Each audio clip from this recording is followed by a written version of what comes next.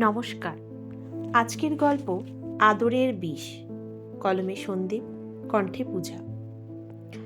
আমি কোনোদিনও ভাবিনি নিজের বুকের ভেতরেই এমন এক আদালত বসবে, যেখানে আমি নিজেই নিজের আসামি, নিজেই বিচারক, আর রায়টা আজীবন কারাদণ্ডের মতো। আমার দুই ছেলে, রবিন আর নীলু। নাম দুটো উচ্চারণ করলেই আজও বুকের ভেতর আলাদা আলাদা ব্যথা জাগে। রবিন ছিল বড় ছেলে, ছোটবেলা থেকেই শান্ত, নিরীহ, কোনোদিন বেশি কিছু চায়নি। স্কুল থেকে ফিরে নিজের বই নিজেই গুছিয়ে রাখত। নীলুর দুষ্টুমিতে ভাঙা খেলনাটা পর্যন্ত নিজের বলে মেনে নিত।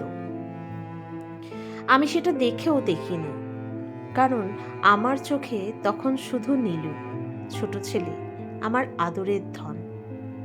নীলু কাঁদলেই বুকের ভেতরটা মোচড় দিত।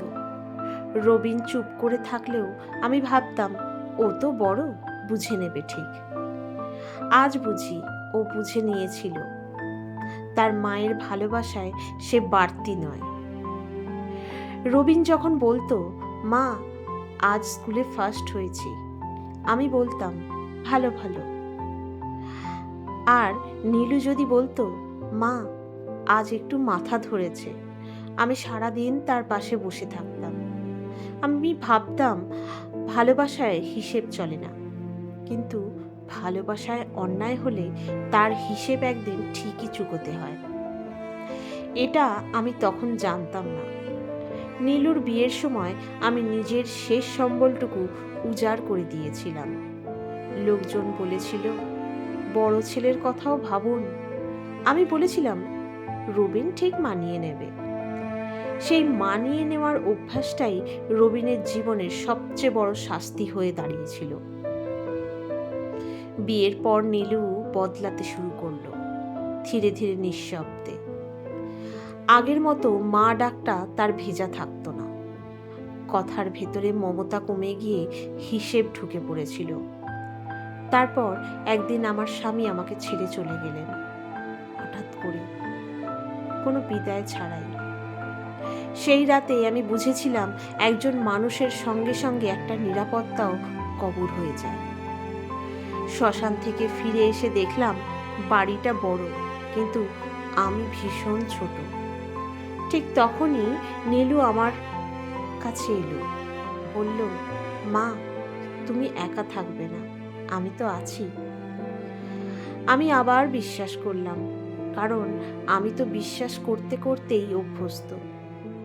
সে বলল, মা কিছু কাগজপত্র ঠিক করতে হবে, ভবিষ্যতের কথা তো ভাবতে হবে। আমি পড়ে দেখিনি, চশমাটা খুঁজে বেরও করিনি, কারণ মা হয়ে আমি ভাবিনি ছেলের হাত ধরে সর্বনাশ হতে পারে। কয়েক মাস পর একদিন শুনলাম, এই বাড়ি আর আমার নয়, এই জমি আর আমার নামে নেই।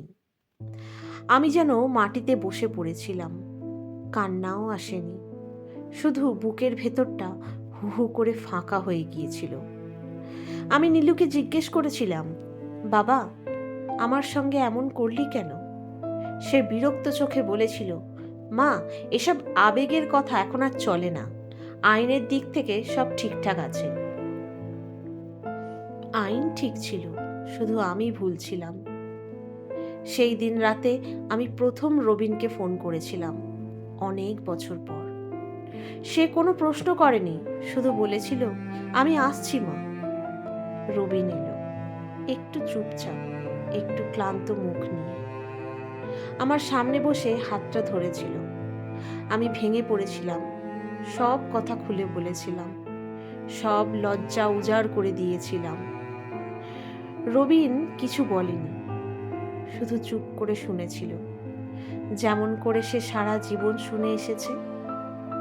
শেষে শুধু বলেছিল, মা তুমি যে ভুল করেছ সেটা বুঝেছ, এটুকুই যথেষ্ট।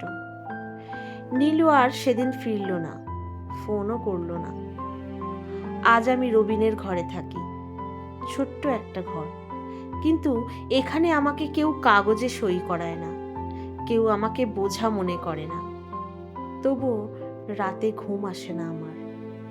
কারণ সন্তানের বেইমানির চেয়েও মায়ের নিজের ভুল আরও বেশি যন্ত্রণাদায়ক।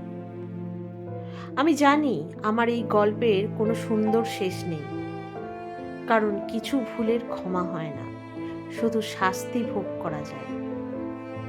আমি এখনো 2 ছেলের মা, কিন্তু একজন আমাকে নিঃস্ব করেছে আর অন্যজন আমাকে মাথায় করে রেখেছে। ভালোবাসা দিয়েছিলাম যাকে বেশি, সে আমাকে সব কেড়ে নিঃস্ব করে নিয়েছে।